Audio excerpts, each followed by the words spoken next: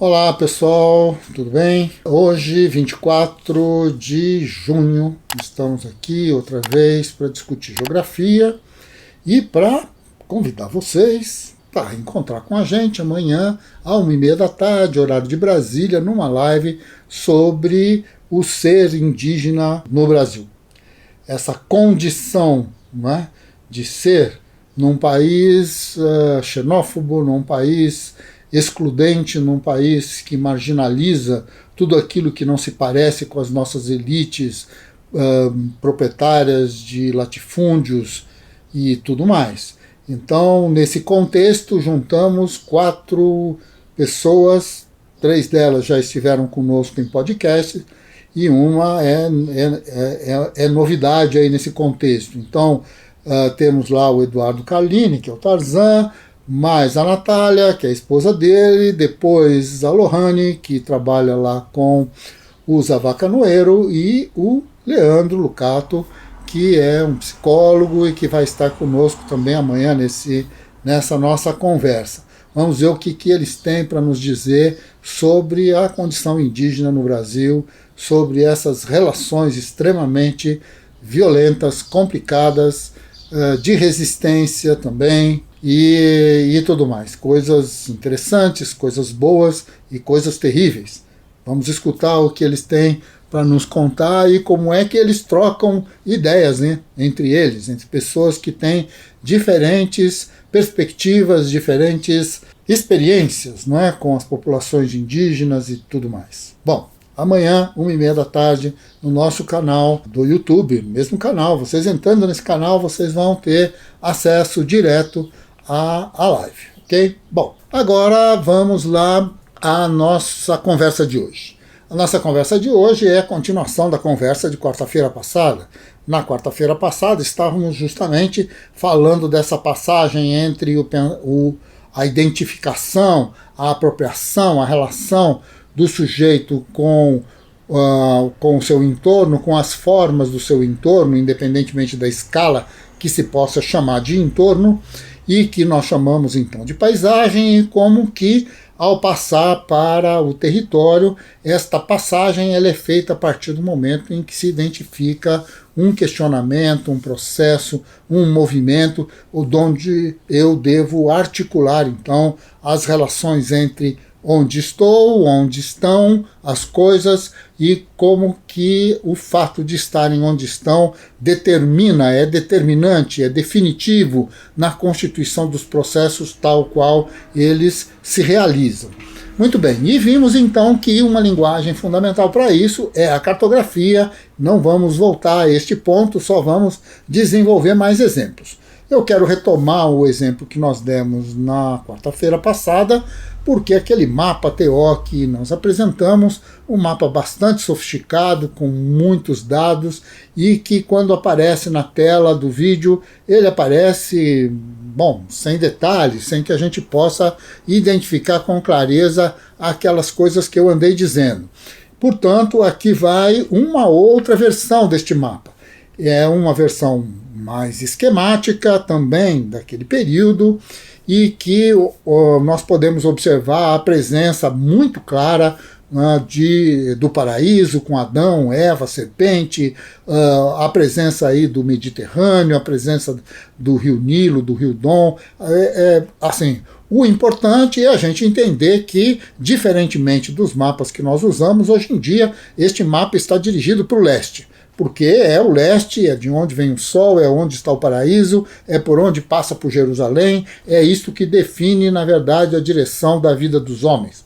E, portanto, ele está para cima. Se define a direção da vida humana, ele vai ficar na parte superior. Nada tem a ver com a discussão sobre o problema do Mercator e a projeção de Mercator. Bom, mas voltaremos isso já já. Não guarde aí na gaveta que a gente já volta. Então temos aí este mapa, acho que, tá aí, vale a pena olhar com uma certa tranquilidade, né, ver direitinho como ele é e verificar isso, né? Quer dizer, daqui a pouco temos aí a Europa, ao invés de estar para cima, ela está do lado esquerdo. Assim é. Se o leste é para cima, então o norte é para a esquerda e o sul para a direita, e é aí que está a África, e aí a gente tem esta faixa de água, né, numa terra com a cara de um prato, muito plana e muito simpática. Muito bem. A partir daí, estou aqui observando na tela do meu computador, que está aqui atrás dessa câmera, nós vamos ter um outro tipo de mapa.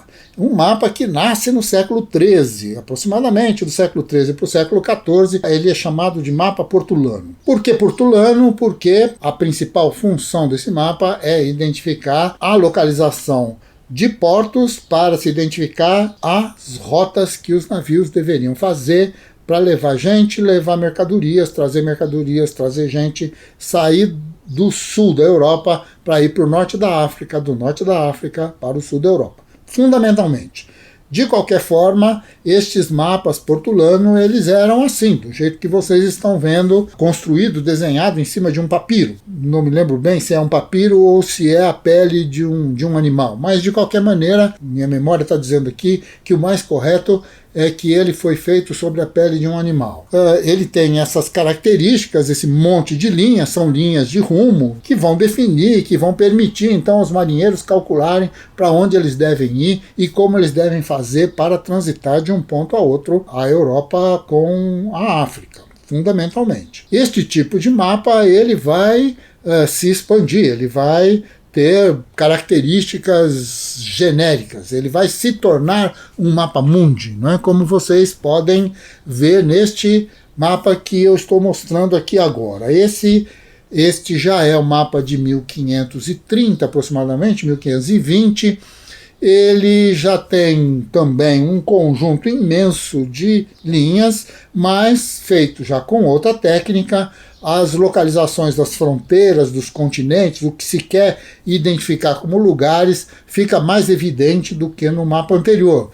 Mas o fundo dele é todo cruzado com essas linhas de rumo. Vale aí levar em conta a imagem da costa do continente sul-americano, do subcontinente sul-americano. Se vocês puderem ver de forma mais aproximada, vão ver que quem imaginou o continente, essa parte do continente, imaginou como uma floresta tipicamente europeia, né, feita com árvores, com pinos, não é? Com uma floresta que nada tem a ver com as florestas tropicais, mas para não perder o rumo, colocaram aí algumas araras, papagaios, coisas desse gênero, para todo mundo saber do que é que estava se falando.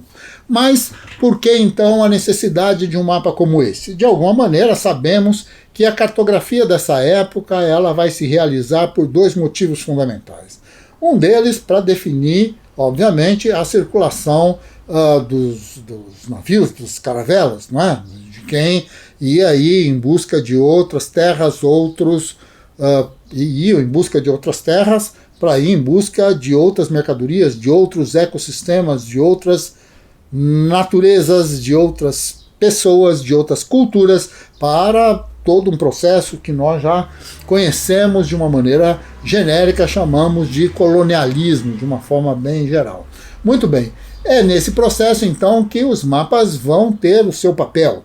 Esses mapas, ao identificar, e dependendo de quem os construía, tinha lá o seu significado, mas ao identificar a existência de terras até então desconhecidas, de alguma maneira, era uma espécie de certidão de nascimento dos impérios e dos reis e dos governos e das elites europeias que diziam, independentemente, óbvio, de perguntar para as populações que já viviam nessas terras, diziam, bom, isso aqui é meu. É uma espécie de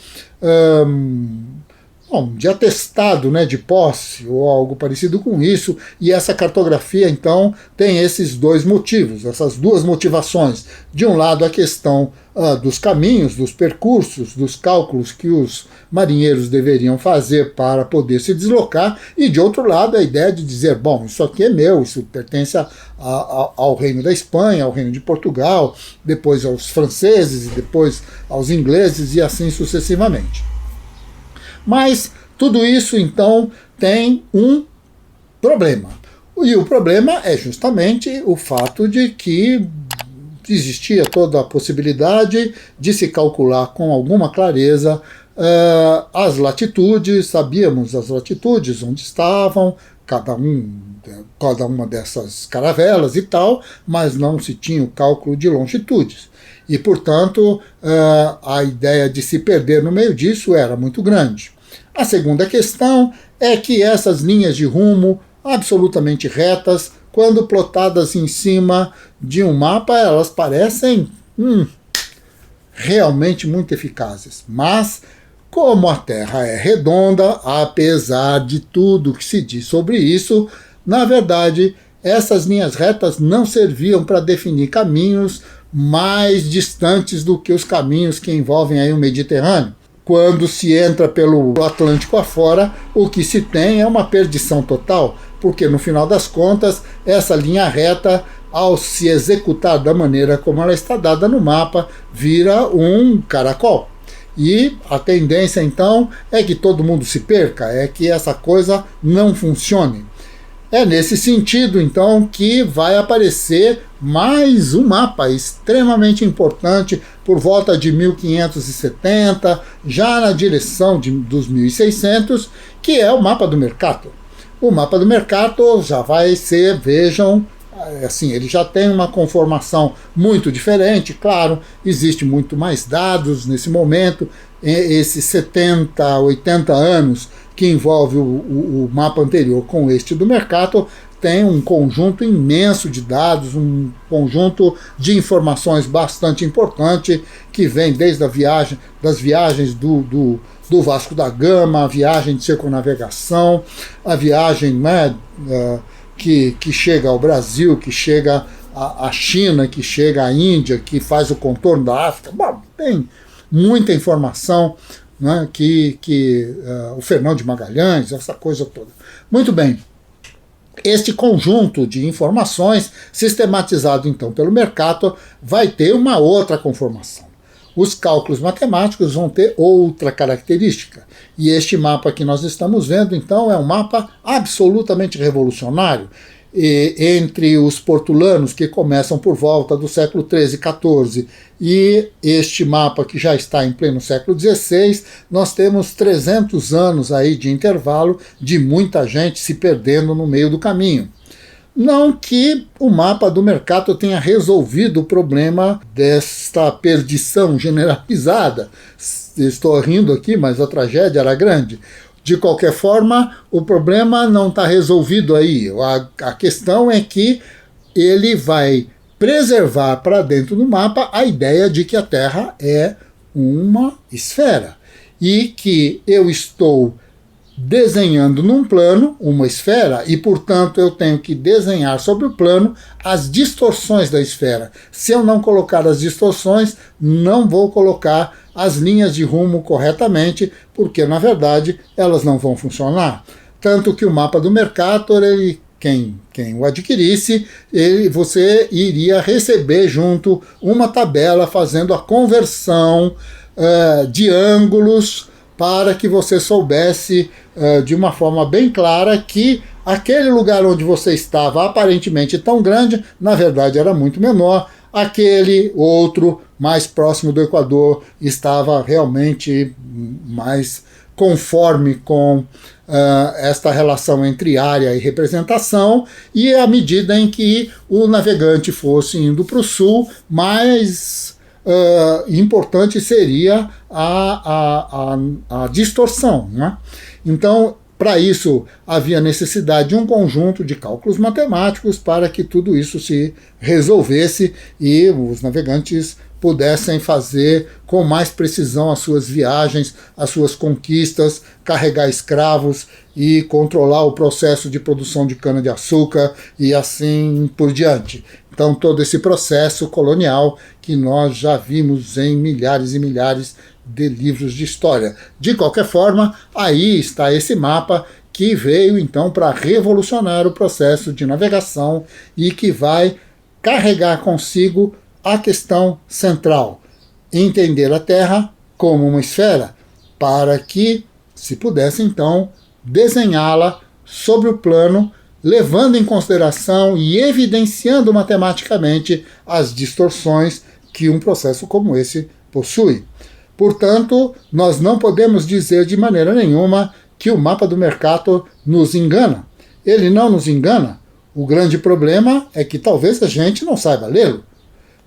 O grande dilema é que nós precisamos saber, então, e ele dizia isso com toda clareza, que aí existe uma distorção e que, portanto, é necessário levar em conta a distorção. E ao levar em conta a distorção, temos, de forma correta, os ângulos. A questão é que as distâncias angulares, portanto, estão levadas e preservadas nessa cartografia. É nisso que ela é revolucionária e é, talvez por causa disso, que Mercator também foi visitar os bancos da Inquisição e que, bom, acabou conseguindo escapar, mas é uma história que envolve muitos problemas lá pelo norte da Europa, lá pelos lados dos Países Baixos. Bom, ele era de lá, né? E assim, vamos terminando por hoje. Uma boa noite para vocês todos. Espero que comentem, que perguntem. Bom, vamos tirar dúvidas, vamos ver o que acontece. E que se inscrevam no canal. Não percam amanhã. Amanhã vamos conversar sobre a condição de ser índio, de ser indígena, dependendo aí de como se fale, tem conotações bastante diferentes ao que parece, mas tudo isso nós vamos ver amanhã. Estou aqui só provocando vocês para que nos acompanhem nessa live que promete ser bastante interessante. Até amanhã, então, e uma boa noite para todos. Muito obrigado pela presença. Na próxima quarta-feira a gente encerra esse ciclo de discussão sobre a cartografia, porque no final das contas estamos aqui com planos de tirar umas férias no mês de julho, como todo professor merece, independentemente do hemisfério em que ele se encontre. Um abraço a todos, até mais!